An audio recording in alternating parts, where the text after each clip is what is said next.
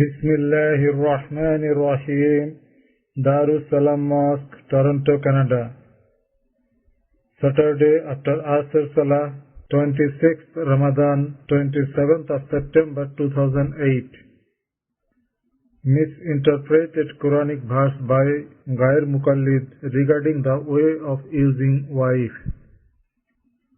4 punishments in Quran and Hadith. The bayan is presented by Hazrat Maulana Mufti Saeed Ahmed Palanpuri Sahib Damat Barakatuhu. امام صاحب یہاں آؤ، ایک مسئلہ سن کے جاؤ۔ آج جیسا کہ اعلان کیا گیا ہے، دین کے لیے محنت کرنے کے سلسلے میں گفتگو کی جائے گی، مگر چونکہ عصر کے بعد کی مجلس مسائل کی ہے اور یہ آخری دن ہے، پھر مجھے شاید آپ حضرات سے مخاطب ہونے کا موقع نہ ملے عصر کے بعد، اس لیے ایک مسئلہ پہلے سمجھانا چاہتا ہوں۔ ہماری جماعت کے ایک بڑے ذمہ دار نے رات مجھ سے، اور میں ہی نہیں تھا، امام صاحب بھی تھے، دوسرے امام صاحب بھی تھے، سب کے سامنے یہ بات انہوں نے کہی کہ کچھ بعض عورتوں کے یہ ٹیلی فون آتے ہیں اور آئے ہیں کہ ان کے شوہر ان سے پچھلے راستے میں فائدہ اٹھانے پر عورتوں کو، بیویوں کو مجبور کرتے ہیں۔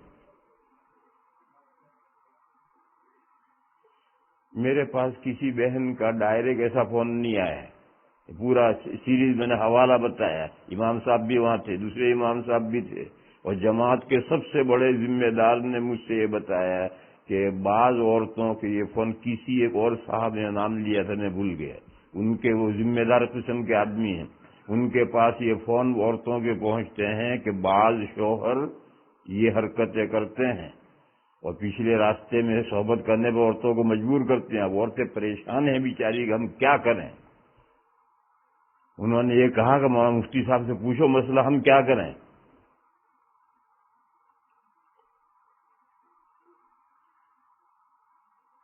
دیکھو میرے بھائیو، یہ شوہر بعض تو بد فطرت ہوتے ہیں،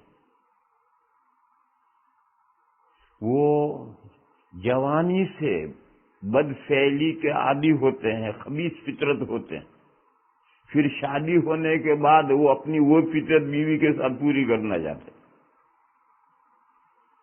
ایسے کچھ تو بد فطرت ہیں اور کچھ غیر مقلدین ہیں، سلفی ہیں، کیونکہ غیر مقلدین کے یہاں، سلفیوں کے یہاں پچھلی راستے میں بھی صحبت کرنا جائز ہے۔ تو جب شوہر سلفی غیر مقلد ہے، اسے جائز سمجھتا ہے، بیوی ہے بیچاری حنفی یا شافعی یا مالکی یا اہل سنہ والجماعہ میں سے ہے، تو وہ شوہر تو جائز سمجھتا ہے، اس لیے بیوی کو اس پر مجبور کرتا ہے۔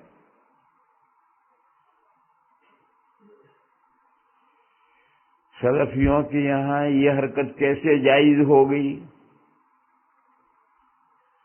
قرآن پاک میں جو آیت پاک ہے، نساؤکم حرث لکم فأتوا حرثکم انا شئتم، تمہاری بیویاں تمہارے لیے کھیتی ہیں، بس آؤ تم اپنی کھیتی میں جہاں سے چاہو۔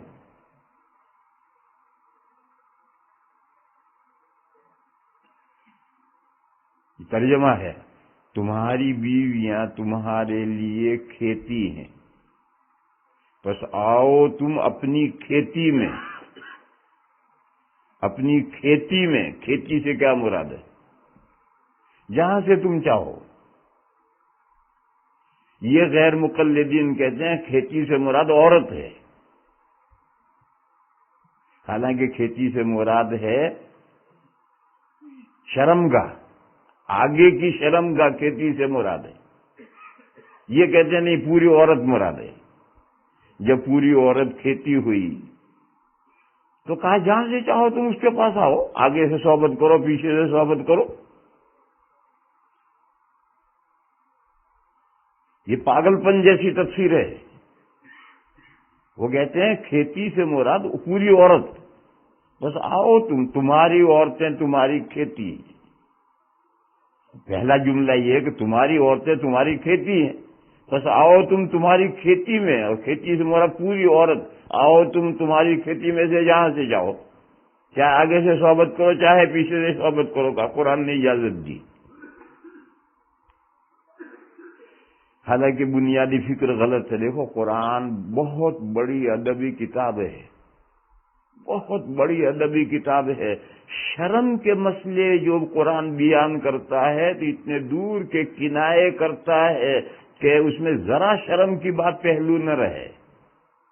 قرآن بہت بلاغت و فصاحت کی کتاب ہے۔ تو آگے کی شرمگاہ کے لیے یا پیچھے کی شرمگاہ کے لیے عربی میں جو لفظ ہیں وہ لفظ کسی مہذب مجلس میں بولے نہیں جا سکتے۔ وہ قرآن جیسی فصیح کتاب میں وہ لفظ استعمال کیا جائے، بالکل نہیں۔ میں نے تو رات کو بتلایا تھا کہ مسئلے کی وہ شکل جو نامناسب ہے قرآن وہ بھی ذکر نہیں کرتا، وہ حدیثوں میں آتی۔ تو اب آگے کی شرمگاہ کے لیے جو عربی میں لفظ ہے وہ تو قرآن میں استعمال ہو نہیں سکتا، اس کی جگہ پر دوسرا کوئی بہت دور کا کنایا لفظ لانا پڑے گا۔ وہ قرآن لایا ہر کھیتی۔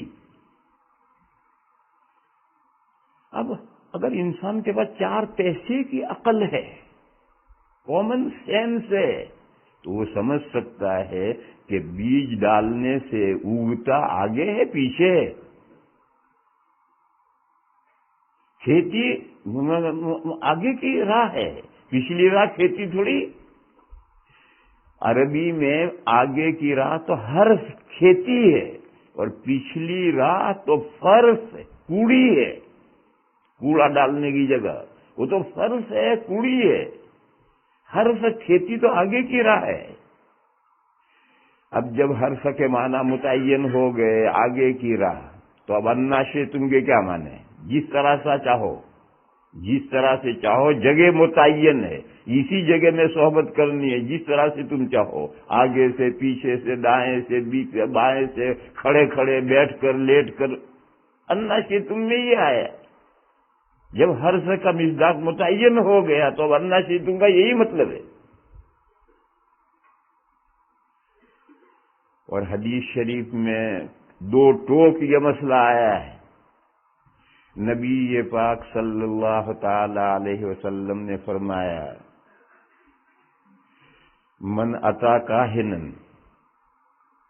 او حائضا او امرأۃ فی دبورها فقد کفر بما انزل علی محمد صلی اللہ تعالی علیہ وسلم۔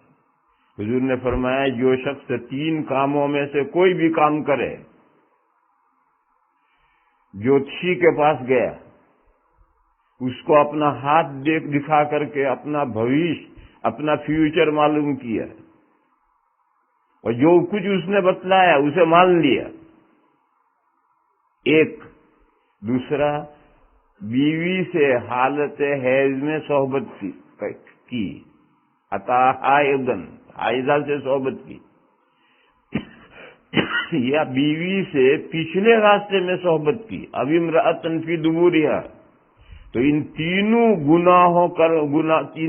گناہوں میں سے کوئی بھی گناہ کرنے والا اگر کوئی شخص ہے تو حضور نے فرمایا فقد کفر بما انزل علی محمد، اس نے اس دین کا انکار کر دیا جو دین حضرت محمد مصطفیٰ صلی اللہ تعالی علیہ وسلم پر نازل ہوا ہے، اس دین کا ماننے والا ہی نہیں رہا، اس دین کا ریجیکٹ کرنے والا ہو گیا۔ تو حدیث میں صاف لفظ کے ساتھ ہے اب امرأۃ فی دبورہا۔ حدیث کا مقام اتنا نہیں جو قرآن کریم کا مقام ہے۔ حدیث اللہ کے رسول کا کلام ہے، اور قرآن اللہ کا کلام ہے، اللہ اللہ ہے۔ قرآن کریم میں کوئی ایک ورڈ بھی ایسا نہیں استعمال کیا گیا جو فصاحت و بلاغت کے خلاف ہو یا کسی مہذب مجلس میں وہ لفظ نہ بولا جا سکے۔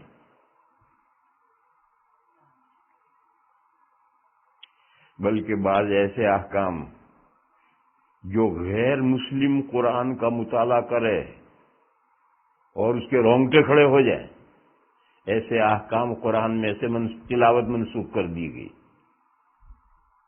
کیوں؟ قرآن کریم کتاب دعوت ہے، اسے مسلمان ہی نہیں پڑھیں گے، ہر انسان پڑھے گا۔ اور کوئی ایسا حکم ہے کہ غیر مسلم پڑھتے ہوئے اس کے رونگٹے کھڑے ہو جائیں، ایسا حکم قرآن میں اتارا گیا۔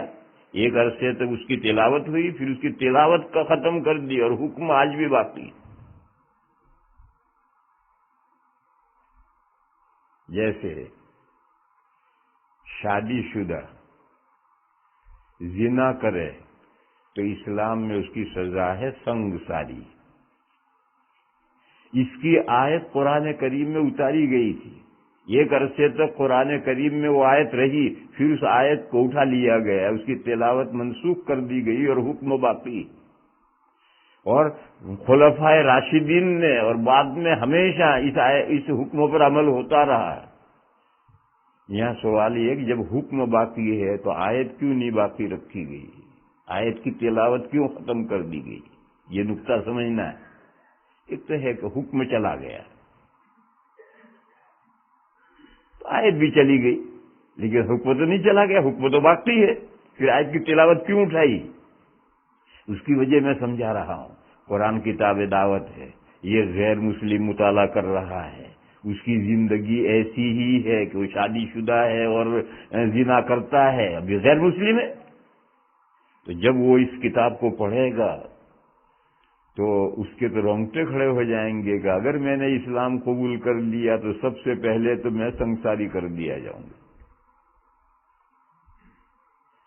میرے بھائیوں، یہ جو 3 گناہ ہیں، 4 گناہ ہیں، شریعت نے 4 گناہوں کی سزائیں مقرر کی ہیں، صرف 4 گناہ ہیں جن کی سزائیں مقرر کی ہیں اور ان کو حد قرار دیا ہے، اور اس میں کوئی تبدیلی کا کسی کو اختیار نہیں دیا ہے۔ ان 4 کے علاوہ جو ہزاروں جرائم ہیں، گناہ ہیں، شریعت نے اس کی کوئی سزا مقرر نہیں کی ہے۔ قاضی جو سزا مناسب سمجھے دے، پارلیمنٹ اس کو کوئی رہنمائی دے سکتی۔ 4 سزائیں اللہ نے اتاری، ان میں سے 3 کا ذکر قرآن میں ہے، 1 کا حدیث میں ہے۔ ان 4 گناہوں کی سزاؤں میں تبدیلی کا کسی کو حق نہیں۔ وہ 4 کیا ہیں؟ زنا کی سزا، آدھی تو قرآن میں آیت ہے، کنوارے کی سزا تو ہے، شادی شدہ کی سزا قرآن میں تھی، اسے اٹھا لی اور حکم باقی ہے۔ زنا کی سزا، چوری کی سزا، اور کسی مرد یا عورت پر زنا کی تہمت لگانے کی سزا، یہ 3 سزائیں تو قرآن میں ہیں، اور 4تھی سزا شراب پینے کی سزا، یہ حدیثوں میں ہے۔ یہ صرف یہ 4 سزائیں ہیں جن میں کوئی دخل دینے کا کسی کو حق نہیں ہے۔ یہ سزائیں جرم ثابت ہو جائے گا تو یہ سزائیں جاری ہوں گی۔ ان 4 کے علاوہ جتنی سزائیں ہیں کوئی اسلام نے نہ حدیثوں میں مقرر ہے نہ قرآن میں مقرر ہے۔ فقہا مجتہدین سوچیں گے، اور سب سے پہلے تو قاضی سوچے گا، ایک ہی گناہ کی سزا قاضی ایک کو ہلکی دے دے ایک کو بھاری دے دے، ایسا ہو سکتا ہے، لیکن ان 4 گناہوں میں کوئی حد دخل دینے کا نہیں۔ میرے بھائیوں، میں سب نقطہ یہ سمجھاتا ہوں کہ آج مسلمانوں کے جتنے ملک ہیں، پاکستان ہو، بنگلہ دیش ہو، عراق ہو، ایران ہو، سیریا ہو، ترکیہ ہو، مصر ہو، وہاں کے جو حکام ہیں وہ اسلامی سزائیں جاری کیوں نہیں ہونے دیتے؟ وہ ان 4 گناہوں میں وہ حکام ہی مبتلا ہوتے ہیں۔ اس لیے وہ سوچتے ہیں کہ اسلامی قانون جاری ہوئے تو پہلے تو ہم چوراہے پر ہماری کمر پر کوڑے پڑیں گے۔ زنا وہ کرتے ہیں، جو ہائی کوالٹی جو سوسائٹی ہے، جو جن میں سے حکام ہوتے ہیں، زنا وہ کرتے ہیں، چوریاں تو اتنی بڑی بڑی کرتے ہیں کہ پورے ملک کی چوریاں مل کر اس کے پاس تک کو نہیں آ سکتی. سارے ملک کے چوروں کی چوریاں ایک پلڑے میں رکھو اور ان لیڈروں کی چوریاں ایک پلڑے میں رکھو، ان کی چوریاں بھاری ہو جائیں گی. تو چوریاں یہ کرتے ہیں، تہمت تو ان کے ہاں کوئی چیز ہی نہیں ہے، اور شراب کے بغیر تو ان کا کوئی دسترخوان ہی نہیں. تو یہ چاروں گناہ میں یہ حکام جو مسلمانوں کے ملکوں کے سربراہان ہیں وہ ان چاروں گناہوں میں مبتلا ہیں. اس لیے سب سے پہلے وہ مخالفت کرتے ہیں کہ اسلامی سزائیں جاری نہ ہوں. اسی طریقے سے یہ غیر مسلم ہے، غیر مسلم کسی بھی گناہ میں مبتلا ہو سکتا ہے. اب وہ زنا کے گناہ میں مبتلا ہے، اب اس کو قرآن پڑھ رہا، مطالعہ کر رہا، اس کو سب باتیں سمجھ میں آتی ہیں، اس کے مائنڈ کو اپیل کر رہی ہیں. اب جب اس آیت پر گزرا تو اس کے رونگٹے کھڑے ہو گئے کہ اوہو، یہ تو مذہب قبول کروں گا تو سب سے پہلے قبول کرتے ہی سنسار کر دیا جاؤں. حالانکہ ایسا نہیں. حدیث شریف ہے، الاسلام یہدم ما کان قبلہ، اسلام مٹا دیتا ہے اس چیز کو جو اس سے پہلے ہوتی. اس کا مطلب ایک تو جو آپ لوگ جانتے ہیں وہ یہ ہے کہ کفر کے زمانے میں جو گناہ ہو گئے ان کے گناہ اللہ نے معاف کر دیے. میرے بھائیوں اتنا ہی مطلب نہیں ہے، کفر کے زمانے کی جو فطرت ہے وہ فطرت بھی اسلام لانے سے بدل جاتی ہے. اور تجربہ کر کے دیکھو، آپ کو جو نو مسلم ہیں جو سچے جذبے سے ایمان لائے ہیں اور ایمان لانے کے بعد اسلامی تعلیمات بھی انہوں نے کچھ سیکھی ہیں، وہ آپ کو ان بڑے گناہوں میں مبتلا نظر نہیں آئیں گے. ہم لوگ جو پشتینی مسلمان ہیں ہم تو ان گناہوں میں مبتلا ہوں گے، مگر وہ نو مسلم ان گناہوں میں مبتلا نہیں ملیں گا. کیوں؟ الاسلام یہدم ما کان قبلہ، وہ پہلے کی بات ہے اور منٹوں سیکنڈوں میں جاتی ہیں. سالوں کی عادت منٹوں سیکنڈوں میں جاتی ہے. ایک صحابی حضور کے پاس آئے، ابھی صحابی نہیں ہے، عرب کے آدمی ہیں. انہوں نے کہا کہ میں ایمان لانے کے لیے آیا ہوں مگر میں دو کام نہیں کروں گا، اگر آپ منظور کریں تو میں ایمان لے آؤں. کیا نہیں کرو گے؟ انہوں نے کہا نماز نہیں پڑھوں گا اور زنا نہیں چھوڑوں گا. میرا کام، مجھے تو گٹی میں پڑا ہوا ہے زنا، میرا تو زنا کے بغیر کام ہی نہیں چلتا ہے. تو اگر آپ زنا کی اجازت دے دیں اور نماز نہ پڑھنے کی اجازت دے دیں، میں مسلمان ہونے آیا ہوں. اور عرب کا بڑا بہادر تھا، ڈاکو تھا، بڑا بہادر آدمی تھا.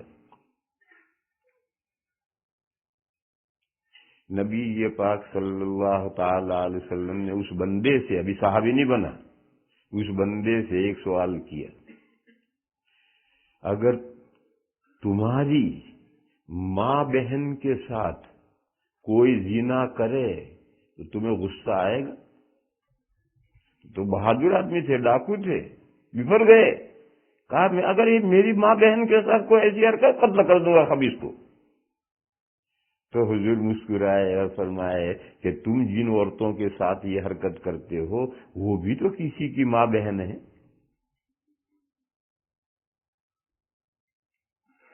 ایک دم خاموش ہو گئے اور کہنے لگے یا رسول اللہ سمجھ میں آ گیا، میں نے کان پکڑے، اب زنا نہیں کروں گا.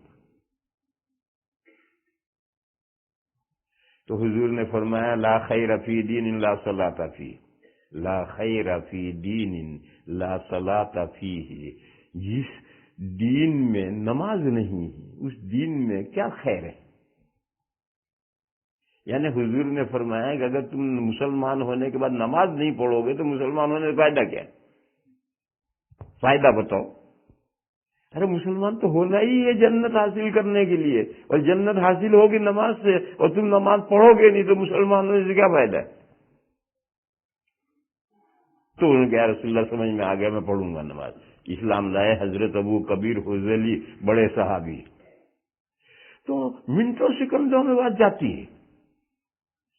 لہذا جب وہ قرآن میں پڑھے گا اور اس میں اس طرح کا حکم اس میں نہیں ہے، پھر اس کو اللہ نے توفیق دی اور وہ ایمان لے آیا، ایمان لانے کے بعد پھر سب عادتیں زنا ونا کی سب عادتیں چھوٹ جائیں گی۔ الاسلام یہدی ما کان قبلہ، اسلام پریویس ساری باتیں ختم کرتا ہے، گناہ بھی ختم کرتا ہے، عادتیں بھی ختم کرتا ہے۔ لیکن اگر قرآن میں وہ آیت ہوتی تو وہ تو اس کو پڑھتا اسلام قبول کرنے سے پہلے، اس وقت اس کے رونگٹے کھڑے ہو جاتے۔ تو اس لیے اس حکم کو اٹھا لیا گیا ہے۔ تو بعض میں اصل مضمون یہ عرض کر رہا تھا، یہ تو ایک نئی بات میں نے سمجھائی ہے کہ یہ آیت قرآن میں سے کیوں منسوخ کی گئی ہے، اس کی وجہ سمجھائی ہے۔ تو قرآن کتاب دعوت ہے، کتاب دعوت صرف کتاب المسائل نہیں ہے، قرآن صرف کتاب المسائل نہیں ہے، وہ سب سے پہلے کتاب دعوت ہے۔ بس دعوت کا اس میں پہلو کا لحاظ کر کے اس کو کتاب کو رکھنا ہے تاکہ پڑھنے والے پڑھیں، پھر جب مسلمان ہو جائیں گے پرانی باتیں تو ختم ہو جائیں گی اور نئے واقعات وجود میں آئیں گے تو اس کے احکام جاری ہوں گے۔ پرانے کفر کے زمانے کے کسی گناہ کی کوئی سزا نہیں جاری ہوتی ہے، اور فطرت اور عادت بھی اسلام لانے سے بدل جاتی ہے۔ تو میں عرض یہ کر رہا تھا کہ حدیث شریف میں صاف صراحتاً یہ مضمون موجود ہے، اور عقل بھی یہ کہتی ہے کہ جب حرث کھیتی کی جگہ متعین ہو گئی، کیونکہ پچھلا راستہ کھیتی کی نہیں تو کوڑی کی جگہ ہے، گندگی کی جگہ ہے، قرآن نے اسے اذا کہا ہے، بس جب جگہ متعین ہو گئی تو الناشئۃ ان کا یہ مطلب ہے، اور یہ حدیث شریف اس کی وضاحت موجود ہے۔ مگر ان غیر مقلدین کو تو جہاں عمل نہ کرنا ہے تو کہ حدیث ضعیف ہے، کہا اس میں ابو تمیمہ حجیمی ایک راوی ہے وہ ضعیف ہے، ترمذی شریف میں حدیث ہے، جب ان کو عمل نہ کہا حدیث ضعیف ہے۔ اب بیچارہ عام مسلمان حنفی حدیث کی دم بھی نہیں جانتا، اس کا کیا جواب دے گا کہ حدیث ضعیف ہے؟ بخاری کی حدیث کو بھی کہہ دیں گے حدیث ضعیف ہے، اور بہت سی مرتبہ تو بخاری میں حدیث ہوتی ہی نہیں، کہ ویسے ہی الٹپ بخاری میں حدیث ہے، سب جھوٹے حوالے۔ آپ کہیں گے کہ اس کا حوالہ کیا ہے کہ غیر مقلدین بیوی سے پچھلے راہ میں صحبت کو جائز سمجھتے ہیں، اس کا حوالہ کیا ہے؟ کتاب کا حوالہ دو۔ پہلے میں نے ایک مسئلہ ان کی طرف منسوب کیا تھا اور اس کا حوالہ دیا تھا، میں نے ان کی طرف یہ مسئلہ منسوب کیا تھا کہ بیویاں چار میں منحصر نہیں، جتنی چاہو بیویاں شاید نکاح کر سکتے ہو، اور میں نے اس کا حوالہ دیا تھا کہ نواب صدیق حسن خان صاحب کے لڑکے نواب نور الحسن خان صاحب کی کتاب الف الجادی ہے، اس میں یہ مسئلہ ہے، جس کو دیکھنا ہو انہوں نے صاف کہا ہے کوئی حضرت نہیں، جتنی چاہو نکاح کرو، وہ ان کے مسائل کی کتاب ہے۔ لہٰذا یہ جو آپ انتصاب کر رہے ہیں اس کا کیا حوالہ ہے؟ اس کا حوالہ کسی کتاب میں نہیں، کسی کتاب کا حوالہ میرے پاس نہیں ہے۔ کیوں؟ میں یہ سمجھتا ہوں کہ جو غیر مقلدین میں بھی علماء ہیں، اچھی ذہنیت کے لوگ ہیں، وہ ایسی گندی بات ان کے ذہنوں میں آ بھی نہیں سکتی، وہ لکھ بھی نہیں سکتے۔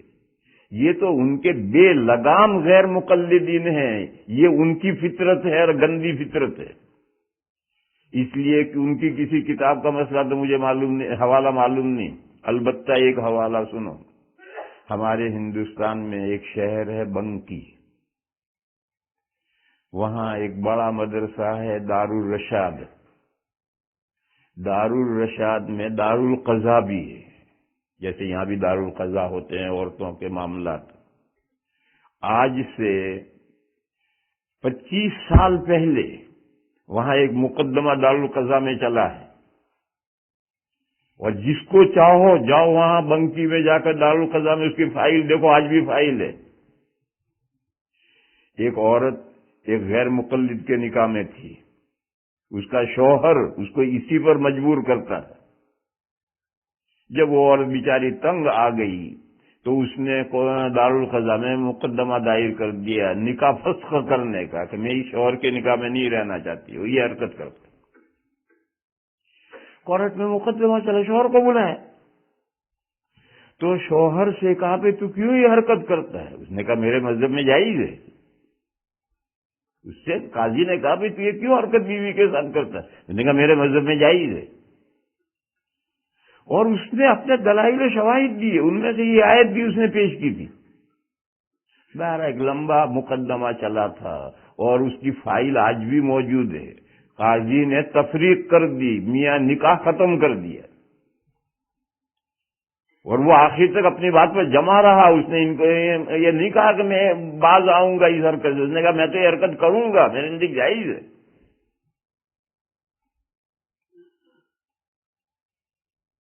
تو اس لیے یہ مقدمہ ہے بنکی، یو پی میں بڑا شہر ہے، وہاں دارالرشاد مدرسہ ہے، اس مدرسے کے ساتھ دارالقضاء ہے۔ 25 سال پہلے یہ مقدمہ وہاں غیر مقلد شوہر اور حنفی بیوی کا چل چکا ہے، اور قاضی نے اسی حرکت کی بنیاد پر اس کا نکاح ختم کیا ہے، اور شوہر نے تیار نہیں ہوا، اس نے کہا میرے مذہب میں جائز ہے، میں تو بیوی کے ساتھ یہ حرکت کروں گا۔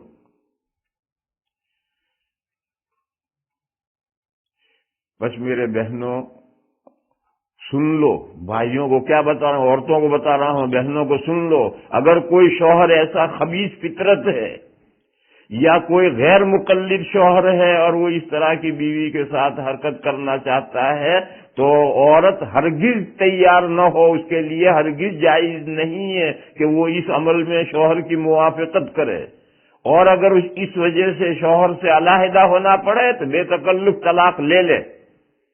اللہ تعالیٰ اس بہن کا کفیل ہوگا، ذمہ دار ہوگا، اللہ بہترین انتظام کریں گے۔ باقی اس کے لیے ایک لمحے کے لیے بھی شوہر کی موافقت جائز نہیں۔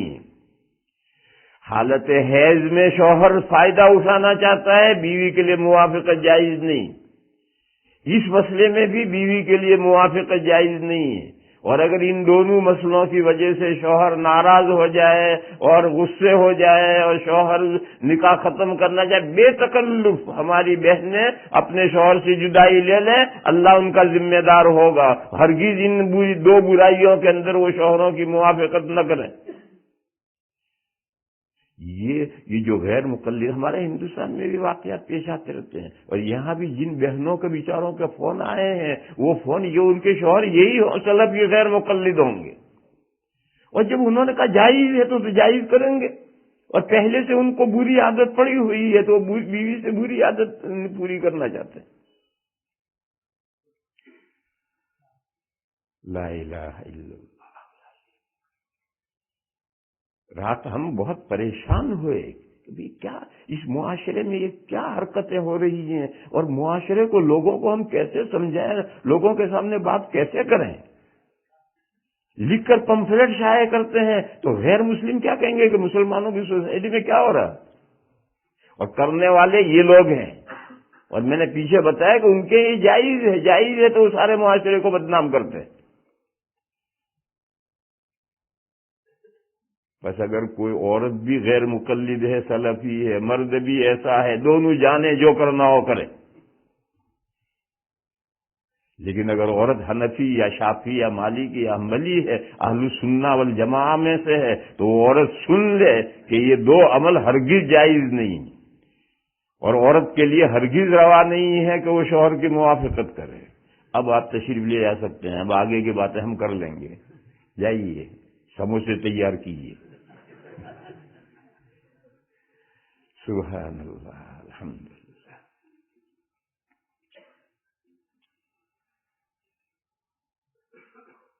میرے بھائیوں، اللہ پاک کا ارشاد ہے، جاہدوا فی اللہ حق جہادی، اللہ کے دین کے لیے تن توڑ محنت کرو۔ تن کے معنی باڈی، تن توڑ یعنی اتنی محنت کرو کہ جسم تھک کر چور چور ہو جائے، جسم تھک کر چور چور ہو جائے، جسم ٹوٹ کر رہ جائے، ایسی محنت کرو اللہ کے دین کے لیے۔ وَجَاهِدُوا فِي اللَّهِ حق کا جہادی، اللہ کے دین کے لیے تن توڑ محنت کرو، جیسا اللہ کے دین کے لیے محنت کرنے کا حق ہے، حق کا جہادی۔ میرے بھائیوں، اس میں پہلا اللہ کے دین کے لیے محنت کرنا کیا مطلب؟ اس کا ایک محنت تو اپنی ذات پر کرنی، دوسری محنت اپنے بھائیوں پر کرنی۔ الاقرب فالاقرب وانذر عشیرتک الاقربین، درجہ بدرجہ نہ محنتیں کرو۔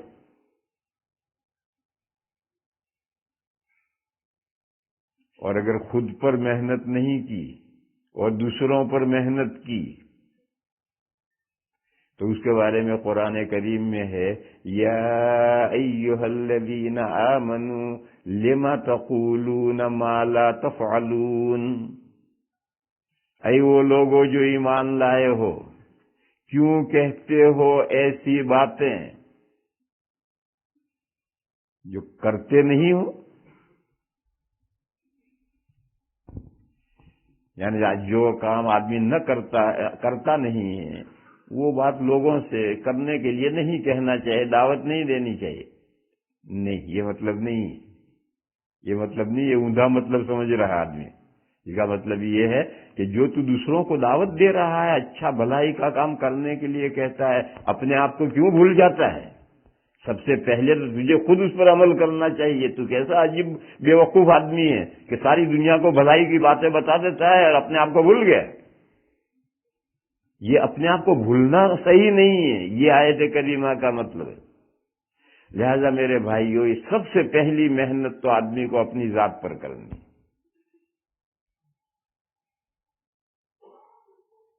پھر دوسری محنت دوسروں پر کرنی۔ اپنی ذات پر کتنی محنت کرنی؟ جتنا موقع ہے میرے لیے، فرصت ہے میرے پاس، اتنی محنت کرنی نہیں۔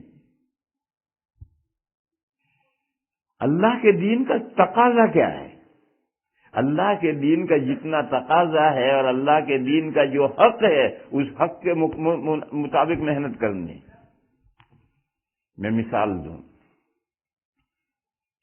ایک شخص اللہ کے فضل سے مسلمان ہوا یا پہلے آوارہ تھا، دین سے صحیح دین پر آیا، اب سب سے پہلا کام نماز سیکھنی ہے۔ نماز سیکھنی ہے، اس کو 24 گھنٹے میں آدھا گھنٹہ ملتا ہے، باقی جاب ٹائم ہے، تو کیا وہ آدھا گھنٹہ نماز سیکھے گا؟ نہیں، جاب کو ڈال پیچھے اور 24 گھنٹے لگ نماز سیکھنے میں۔ کیوں؟ اگر تو نماز سیکھے گا نہیں، جو پہلی نماز پڑھے گا وہ کیسے پڑھے گا؟ یعنی کچھ احکام فرض عین ہیں، وہ جاب سے مقدم ہے، کچھ احکام واجب لعینی نہیں ہے، وہ جاب سے مقدم ہے، اور کچھ احکام فرض کفایہ ہیں، واجب کفایہ ہیں، وہ جاب کے ساتھ ساتھ ہے۔ کہ جنازہ ہو گیا گاؤں میں، کفن دفن بھی کرنا ہے اور مجھے نوکری پر بھی جانا ہے، دونوں چیزیں دونوں ساتھ لے کر چلنا ہے۔ اگر دوسرے لوگ کفن دفن کرنے والے ہیں تو تو جا نوکری پر، اور کوئی نہیں ہے تو رک جا، نوکری پر جانا جائز نہیں، کفن دفن کر۔ اور جو فرض عین احکام ہیں وہ مقدم ہے، مشاغل جاب پیچھے ہے، اور جو واجب عین ہے اس کا بھی یہی حکم ہے۔ اور جو فرض کفایہ ہیں، جیسے جنازے کی میت کی تجہیز و تکفین فرض کفایہ ہے یا واجب کفایہ ہو، تو وہ جاب کے ساتھ مشاغل کے ساتھ ساتھ لے کر چلنا ہے۔ اگر مشاغل میں ہے وہ دوسرے کرنے والے ہیں تو جاؤ مشاغل پر، اور اگر مشاغل پر جاتے ہیں پیچھے کوئی کفن دفن کرنے والا نہیں تو مشاغل چھوڑو کفن دفن کو۔ اور فرض اور واجب سے نیچے جتنے احکام ہیں، سنت موقدہ، سنت غیر موقدہ، مندوب، مستحب، اولا، یہ سب احکام پہلے ہیں، یہ سب احکام بعد میں ہے، جاب آگے ہے۔ وہ سب احکام پہلے ہیں، استغفراللہ، روزے میں دماغ بھی قابو میں نہیں ہے، وہ سب پیچھے ہیں احکام، جاب آگے ہے، مشاغل آگے ہیں، آپ جاب پر ہیں اور ظہر کا وقت ہو گیا تو فرض پڑھنے ضروری ہیں، جاب پیچھے ڈالو، فرض پہلے پڑھو، اور سنتیں جاب اجازت دے، باس اجازت دے تو سنتیں پڑھو، اور اگر وہ 5 منٹ ہی کی اجازت دیتا ہے تو 5 منٹ میں مصلی بچھاؤ، 4 رکعتیں پڑھو، وہ اجازت نہیں دیتا تو ابھی مصلی بچھاؤ، 4 رکعتیں پڑھو، لیکن سنتیں یہ پیچھے ہیں، جاب آگے ہے، اگر آپ کا جاب اس کی اجازت دے، موقع اور محل اس کی اجازت دے، آپ سنتیں پڑھیں، نہ اجازت نہ پڑھیں۔ دیکھو ہمارے اندر اور عربوں میں ایک بڑا فرق ہے، عرب کا مزاج یہ ہے کہ وہ سولی پر بھی ہوگا تو فرض ضرور پڑے گا، اور نفل نہیں پڑے گا، گھر میں بھی نہیں پڑے گا، مسجد میں بھی نہیں پڑے گا، سنتیں نہیں پڑے گا، لیکن فرض کے سلسلے میں اتنا پابند ہے کہ سولی پر بھی فرض پڑے گا۔ اور ہم 12 رکعت پڑھنے کا موقع ہوگا تو ظہر پڑھیں گے، ورنہ ظہر کی 4 فرض بھی گئی۔ ہمارے یہاں سنتوں اور نفلوں کی اتنی اہمیت ہے جتنی فرضوں کی ہے، اور ہم ان سنتوں اور نفلوں کی وجہ سے فرضوں کو بھی جاتا کرتے ہیں کہ 12 رکعت پڑھنے کی فرصت نہیں۔ میرے بھائیو، اس میں کچھ سونا کھوٹا ہے، کچھ سنار کھوٹا ہے، تھوڑی کمی عربوں میں ہے، تھوڑی کمی ہمارے اندر ہے۔ ان کا یہ مزاج کہ فرض بہرحال پڑھنا ہے چاہے سولی پر ہو، شاندار مزاج ہے، بہت پسند ہے مجھے۔ اور یہ مزاج کے سنتوں اور نفلوں کی طرف سے ان کا ذہن ہٹ گیا، یہ اچھی بات نہیں ہے۔ ارے بھئی، یہ دسترخوان پر چٹنی، اچار، سلاد ہوتا ہے، کیوں ہوتا ہے؟ اسی لیے ہوتا ہے کہ کھانا بڑے مزیدار دلچسپی سے کھاؤ، پیٹ بھر کر کے، اسی لیے چٹنی، مرچ، اچار ہوتا ہے۔ تو اسی طریقے سے عبادات اگر صرف فرض کرو گے تو اس میں کچھ نہ کچھ کمی رہ جائے گی، یہ نفلیں وفلیں اس کے ساتھ مل کر کے اس کی تکمیل کریں گے۔ تو ان کا یہ مزاج بہت اچھا ہے، اور نفلوں اور سنتوں کی طرف سے غفلت جو برتتے ہیں وہ ٹھیک نہیں۔ آخر حضور نے جو سنتوں کی تاکیدیں کی ہیں وہ بیچارے ہندوستانی پاکستانیوں کو تھوڑی کی ہیں، عربوں کو بھی کی ہیں، پھر تم کیوں نہیں پڑھتے؟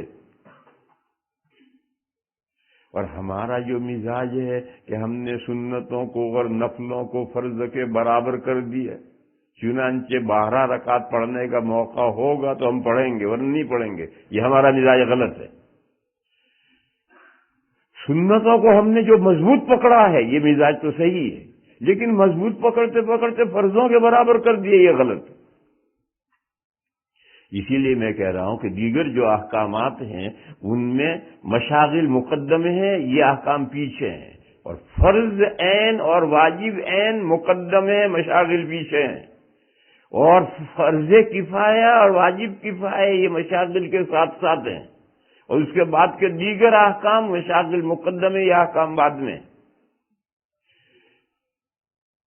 یہ محنت تو کرنی ہے، جو اپنے اندر دین پیدا کرنے کے لیے جو محنت ہے وہ محنت اس طرح کرنی،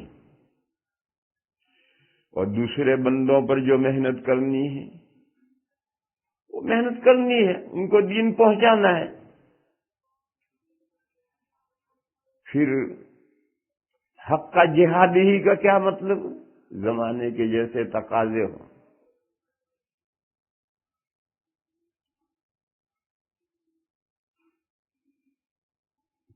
یہاں جا بیٹے، یہاں جا، یہاں بیٹھ جا، وہاں ٹیک لگا اور اوپر والے پہ سر رکھ، آرام سے سو۔ سبحان اللہ۔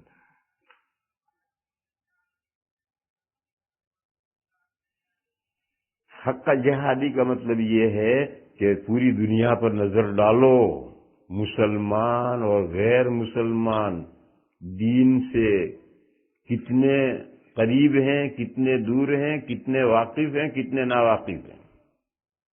جو مسلمان ہیں، دین سے دور ہیں، ان تک دین پہنچانا ہماری ذمہ داری ہے۔ یہ بخاری شریف کی حدیث ہے، بلغوا عنی ولو آیۃ، حضور نے فرمایا کہ میری طرف سے پہنچاؤ، چاہے قرآن کی ایک آیت ہو۔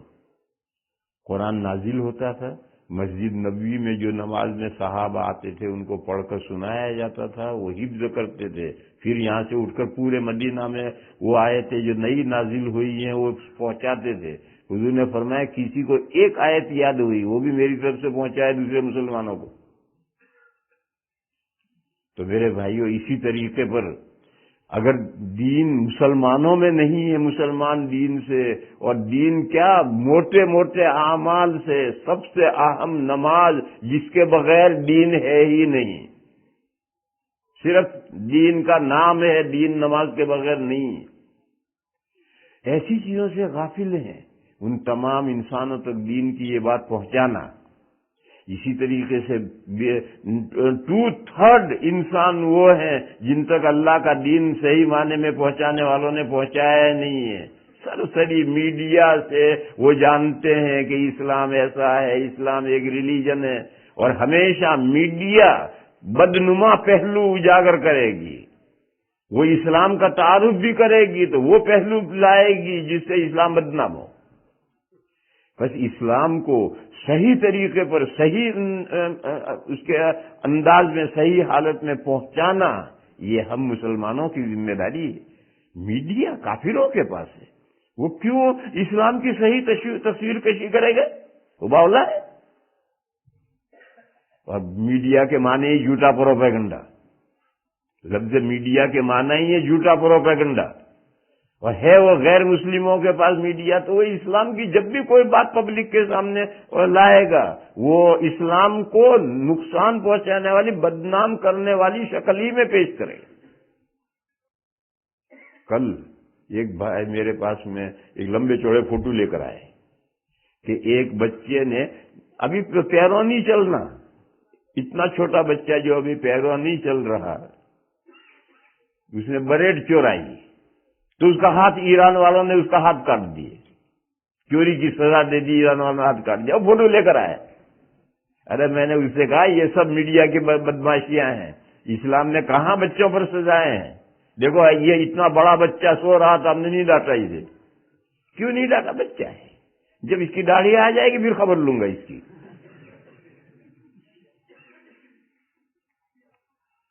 پھر چوری میں جو ہاتھ کاٹا جاتا ہے اس کی ایک مقدار ہے، اتنی مقدار چورائے گا۔ ایک بریڈ 2 سال کا بچہ بریڈ چورائے گا، کتنی بریڈ چورائے گا؟ پوری بریڈ چورائے گا، کوئی کھیلا تھوڑی چورائے گا، اس کے مال کی مقدار ہے۔ پھر وہ ایسی جگہ پر سے چورائے جو تالے میں بند ہے، پوری طرح سے محفوظ ہے، بچہ کیسے تالا توڑے گا؟ پھر تیسری بات ہے کہ بچوں پر کوئی سزا اسلام میں ہے ہی نہیں، نابالغ پر کوئی سزا نہیں، نماز اس پر فرض نہیں، زکوٰۃ اس پر فرض نہیں ہے، تو سزائیں کہاں سے دی جائیں گی؟ مگر وہ ایک اخبار کا لمبا فوٹو لایا ہے، ایک بچہ دکھایا ہے، اس کا یوں ہے اور یوں ہے اور یوں ہے، اور کہا کہ بچے نے ایران میں بریڈ چوری کی تھی، اس کا ہاتھ کاٹ دیا، دیکھو کیسا ظلم اسلام کر رہا ہے۔ یہ سب کل کو ایک صاحب لے کر آئے تھے میرے پاس۔ میرے بھائیوں، یہ میڈیا تو ہمیشہ اسلام کو بدنام کرنے کی شکل ہی میں پیش کرے گا۔ بس آپ اسلام کو صحیح شکل میں پیش کرنا ہمارا کام ہے، مسلمانوں تک دین پہنچانا ہمارا کام ہے، اسلام کو صحیح شکل میں لوگوں کے سامنے پیش کرنا ہمارا کام ہے۔ لہذا میرے بھائیوں، اٹھو کھڑے ہو، کون پیش دو کاموں کے لیے تیار ہے؟ اور دین کا تقاضا پوری دنیا پر نظر ڈالو، کتنا شدید تقاضا ہے۔ لہذا ان دونوں کاموں کے لیے نام لکھو۔ دیکھو میں اپنے بھائی سے بات کر رہا ہوں، ہندو نے سن لی، تبلیغ ہو گئی، تبلیغ ہو گئی۔ اس ہندو سے کہنا ضروری نہیں ہے میں اپنے مسلمان بھائی سے دین کی بات کر رہا ہوں اور ہندو سن رہا ہے، تبلیغ ہو گئی۔ اگر آپ کہیں جلسہ کرتے ہیں اور لاؤڈ اسپیکر سے دین کی باتیں بیان کرتے ہیں اور سارے گاؤں کے ہندو، عیسائی، یہودی سنتے ہیں، یہ تبلیغ ہو گئی۔ اس کے منہ پر مارنا کوئی ضروری نہیں ہے، اس کے کان میں ڈالنا ضروری ہے۔ دین کی بات منہ پہ مارنا ضروری نہیں، کان میں ڈالنا ضروری ہے۔ تو آپ مسلمانوں میں محنتیں کریں، یہ محنتیں ان تک بھی خود بخود پہنچیں گی۔ لکھوا ہوا ہے میرے بھائی کا نام، ماشاء اللہ، جزاکم اللہ۔ سب آیت معمول بھی یہی ہیں، مگر معتکف کو ایسی حرکت کرنے کی اجازت نہیں ہے جس سے اس کے ساتھیوں کو تکلیف پہنچے. نہیں، ایسا عمل کرنے کی معتکف کو اجازت نہیں ہے جس سے دوسرے ساتھیوں. اب تشریف رکھیں، آپ کا مسئلہ میں بتا رہا ہوں. ہر جو معتکفین ہیں وہ سن لیں، کسی معتکف کو ایسا عمل کرنے کی اجازت نہیں ہے جو اس کے ساتھیوں کو اس سے تکلیف پہنچے. اپنے ساتھیوں کا لحاظ کر کے، ان کی تکلیفوں کا خیال کر کے عمل کرنا چاہے. جتنے نوافل اعمال ہیں ان نوافل اعمال میں ساتھیوں کی ایذا رسانی کا خیال رکھنا ہے. اور اگر وہ ایسا خیال نہیں رکھے گا تو کمیٹی کو یہ حق ہے کہ وہ اعتکاف میں سے اسے اٹھا دیں کہ گھر تشریف لے جائیے. جیسے ہم مدرسوں میں سے طالب علم بدماشی کرتا ہے، قابو میں نہیں آتا تو مدرسے والے چلتا کرتے ہیں گھر جا. تو کمیٹی کو بھی یہ حق ہے کہ اگر اس کے ساتھی بیٹھ جائیے، بیٹھ کر لیجیے، جائیے گھر جائیے. چلو بھائی، کچھ لوگ میرے پاس مسلسل شکایتیں آتی رہتی ہیں. کچھ لوگ ہیں ناک سے ذکر کرتے ہیں، اللہ جانے کیا ناک سے ذکر، اور ایسے انداز ہیں کہ آدمی گھبرا جائے، دوسرے لوگ سن کر گھبرا جائیں. اس ناک سے ذکر کا کیا ثبوت ہے شریعت میں؟ اس ناک سے ذکر کا اسلام میں کیا ثبوت ہے؟ آج تک ہم نے 1500 سال سے کہیں سنا نہیں. اب ایک پیر صاحب شروع ہوئے ہیں، انہوں نے ناک سے ذکر شروع کیا ہے اور ایسی ڈراؤنی اور خطرناک آواز نکالتے ہیں. مسلسل میرے پاس شکایتیں آ رہی ہیں. میں دخل نہیں دیتا، بھی میرا کیا ہے، میں یہاں وزٹر ہوں، مسافر ہوں، میں تو سن کر خاموش رہتا ہوں. لیکن جب ان بھائی نے اپنے مسئلہ مجمع میں پوچھا تو ضروری تھا کہ میں جواب دوں. اور ایک مسئلہ اور بھی سن لو بھائی، اگر کوئی آخری عشرے کے اعتکاف میں بیٹھا ہے اور وہ مغرب کے وقت اعتکاف ختم کر دے تو اس کو کوئی قضا نہیں کرنی. ہاں، 24 گھنٹے کا اعتکاف ٹکڑے الگ ہیں. جیسے 4 رکعت کی نیت باندھی تھی، 2 پر سلام پھیر دیا تو کوئی قضا نہیں کرنی. اور اگر رات میں یا دن میں اعتکاف توڑے گا تو پھر 24 گھنٹے کی قضا کرنی پڑے گی اور روزے کے ساتھ کرنی پڑے گی، روزہ رکھ کر کرنی پڑے گی. لیکن پہلے سے نیت ہے کہ آج مغرب پر اعتکاف ختم کر دوں گا، اور مغرب کا اٹھ گیا تو اس کے کوئی قضا نہیں کرنی. اللہم صلی وسلم وبارک علی سیدنا و مولانا محمد وعلی آل سیدنا و مولانا محمد بعدد من صلی وسلم. یا الہ العالمین، ہماری خطاؤں کو معاف فرما. یا اللہ، ہماری کوتاہیوں سے درگزر فرما. یا اللہ، ہمیں دنیا میں بھی بھلائیاں عطا فرما، آخرت میں بھی بھلائیاں عطا فرما، اور جہنم کے عذاب سے ہماری حفاظت فرما. یا اللہ، دین کی محنتوں کے لیے ہمیں قبول فرما. یا اللہ، ساری دنیا میں دین کی بہاریں پھیلا دے، دین کی ہوائیں چلا دے. یا اللہ، تمام مسلمانوں کو دین پر مضبوطی سے عمل کرنے والا بنا دے، اور تمام انسانوں کو تیرے حبیب کا لایا ہوا دین قبول کرنے کی توفیق عطا فرما دے. اے میرے مولا، ہمیں اس کو ذریعے کے طور پر دین کی محنت کے لیے قبول فرما. یا اللہ، ہماری محنتوں میں، کوششوں میں جو کمی ہے میرے مولا اسے معاف فرما، اور ہمیں ہمت اور قوت عطا فرما کہ ہم جو دین کا تقاضا ہے اس کے مطابق محنت کریں. میرے مولا، ہماری دعاؤں کو اپنے فضل و کرم سے قبول فرما، اپنے حبیب پاک صلی اللہ تعالی علیہ وسلم کی برکت سے قبول فرما. یا اللہ، ہماری مغفرت فرما، ہمارے ماں باپ کی مغفرت فرما، اور تمام مسلمان مردوں کی اور مسلمان عورتوں کی مغفرت فرما. سبحان ربک رب العزت عما یصفون وسلام علی المرسلین والحمد للہ.